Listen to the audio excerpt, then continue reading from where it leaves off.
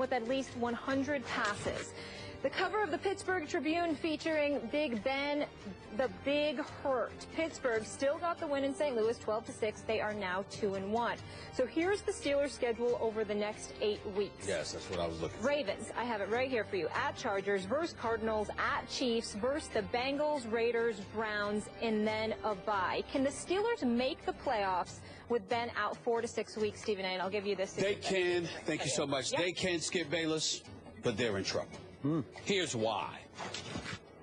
Cincinnati is running away in the regular season. That was a spectacular performance by A.J. Green yesterday. We know this. Andy Dalton was pretty good. Andy Dalton was pretty good, and Flacco and those boys weren't able to finish the deal. He just doesn't have enough weapons, even though that bad man Steve Smith did show up. He was bad yesterday in a very good way. Having said all of that, when I look at the Steelers' schedule right now, I'm thinking about a Michael Vick, who had the worst QBR in the NFL last year for any quarterback that threw at least 100 passes. And I'm thinking about the Steelers' schedule. You got a desperate Ravens team who's on the brink if their season is not over already. I'm not sold on the Chargers, but that is on the road as opposed to at home. Then you've got the Cardinals, who may be some folks' Super Bowl pick, to be quite honest with you, because they're that big time. Especially with Carson Palmer as your quarterback. I think their record is now 16 or 17-2 when he's a starter in the Bruce era. All right, so you've got that, and then you've got the Chiefs on the road. So over those next 4 games, I anticipate that the Steelers will lose at least 2 of those games. Since it's 2 of those games, and they're, 2-1 right now, they would be 4-3 heading into Week 8. And that is where my concern lies, because I think by that time, it's entirely plausible that the Cincinnati Bengals can end up being, at the very least, 6-2 at that juncture. And I don't know if the wild card is going to be able to come out of the AFC North. I'm still not losing my hopes about the Steelers making the playoffs, but my prospects of them winning the division has drastically diminished simply because of Michael Vick. Even though Michael Vick, I still believe in him compared to at least 10 other quarterbacks, starting quarterbacks in the NFL. The fact of the matter is it's a huge, huge drop-off from Big Ben Roethlisberger to Michael Vick. Now, if you're the Steelers, you can get the running game going. Le'Veon Bell, D'Angelo Williams, the combo of the two. If you're an Antonio Brown, you can do some things in special teams, not just as a receiver. Also, there's a deep threat because we all know that Michael Vick has an arm. So he can make some things happen, plus he can make some things happen with his feet. That's why I'm not saying they're going to completely fall off the wagon, go 0-4, 1-3.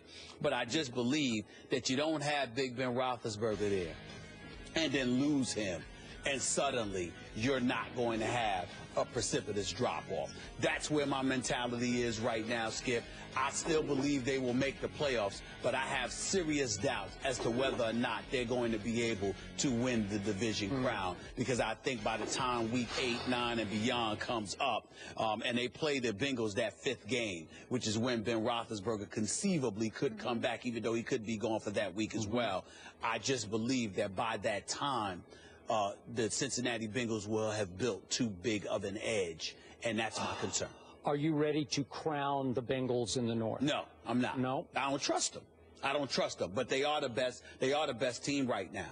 They are the best team. I got to look at their schedule, too, but I'm pretty close to that because I don't think the Ravens are coming back, and I don't know if the Steelers can win. It depends on how soon. Like, say, for example, I'll tell you this. I'll crown the Bengals AFC North champions if Big Ben Roethlisberger is going to be out for more than 4 weeks. Michael Vick needs to stay healthy, too. They need a backup for him. No question. Absolutely. But of those 4 games, if all we're talking about is those 4 games, I still think the Steelers have an outside chance. Okay, before I answer Molly's question, allow me to say that I picked the St. Louis Rams to win this game yesterday, and I was dead wrong. I bet on Foles gold. Not Fool's gold, but Foles gold. Because I bet on Nick Foles. Hold on, Elizabeth, I'm coming to join you. I know. Is this Skip Bayless admitting? Is this Skip? Yes. Hold on, I remember him celebrating my elevated, knowledge about the game of football, and he said, "Now, if you could just get your picks right." And is this Skip admitting? I always admit. Wow. I always admit. I haven't had to admit any this year. I'm just touched. So far. Really? Okay. Okay. So the point is that Foles gold was a bad pick by me, even though his QBR wasn't terrible yesterday. But the point was they had 10 chances to win that game, and they couldn't convert a 3rd down. they went 2 for 10 against the Steelers defense that I think has suddenly caught fire. Remember the debacle in the preseason against Buffalo when they got wiped off the map by the Buffalo Bills? It actually said more about here come the Bills than there go the Steelers defenders, because they played great yesterday. 2 for 10 on third down. It's at St. Louis. I know they don't draw very well, but the crowd they did have is you'd think it'd be in their corner. I guess it wasn't, and you lose 12-6, and you have 10 chances to pull that game out. Okay, now back to the question. I am not giving up on your Steelers. You're close. I'm not close.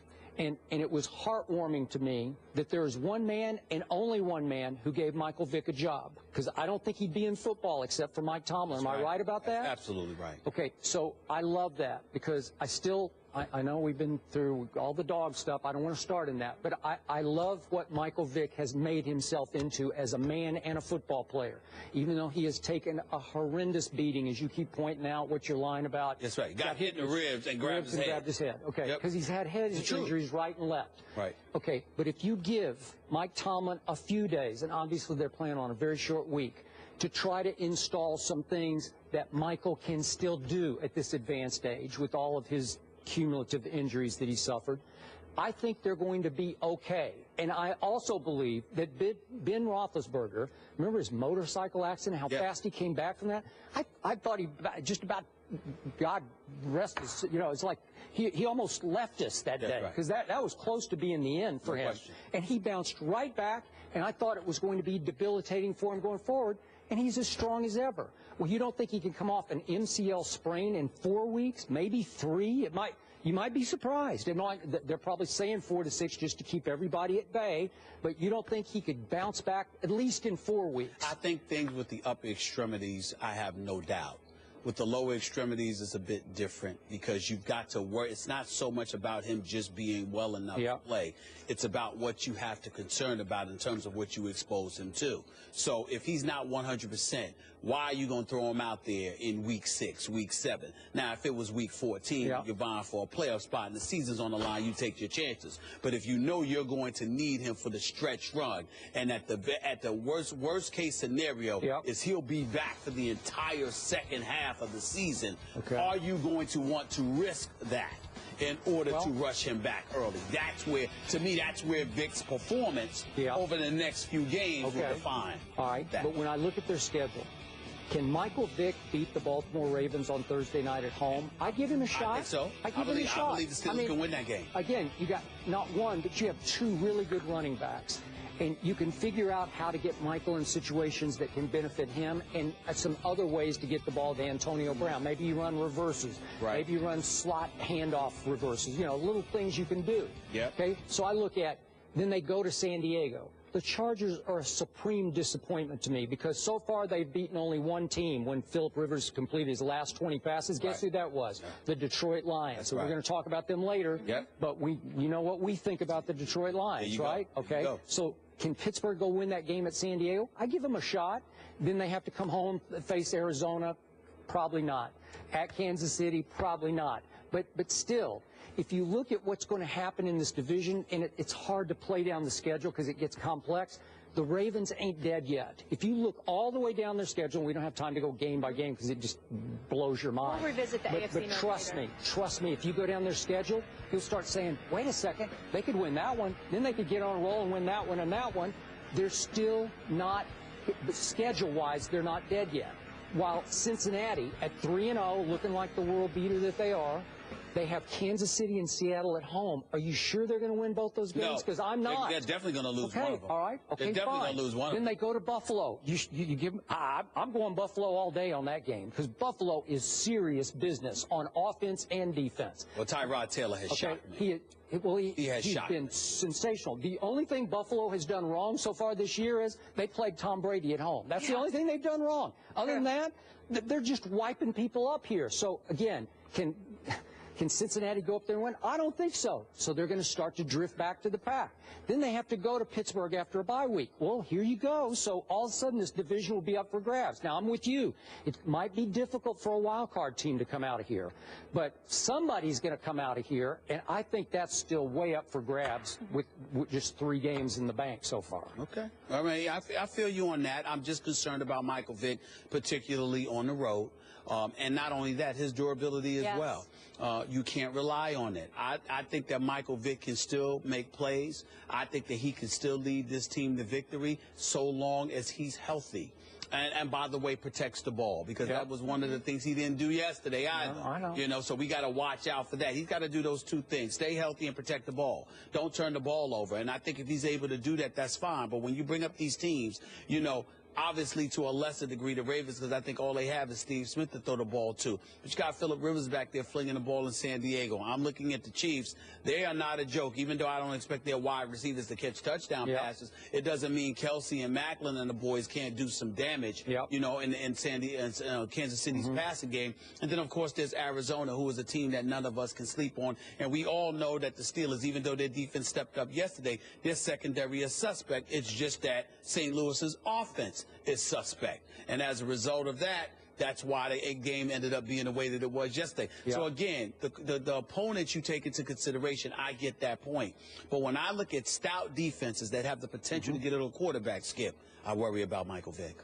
I worry about Michael Vick. Short term, I don't. Because I think Mike Tomlin will do everything in his power to prop him up and protect him and put him in a place that he can not only survive in, but maybe flourish a little bit. But you keep mentioning Tomlin, and you're not mentioning Todd Haley enough, who for the most part gets to run that offense. And I don't trust Haley. I think Haley's innovative. I think he can make things happen. I think he's a good offensive coordinator, but sometimes he does the inexplicable, and sometimes it's to the detriment of his team. We were both shocked when they signed Michael Vick to be elevated above a Landry Jones, who's a very poor man's Ben Roethlisberger, you know, the big kid, big strapping kid in the pocket. And we're saying, well, wait a second, how's Michael Vick going to run Ben's offense? Well, he can't. So now you're going to have to junk it. You're going to have to do night and day from Ben and hope you can survive, I think, for 4 weeks. Good luck with it. You know?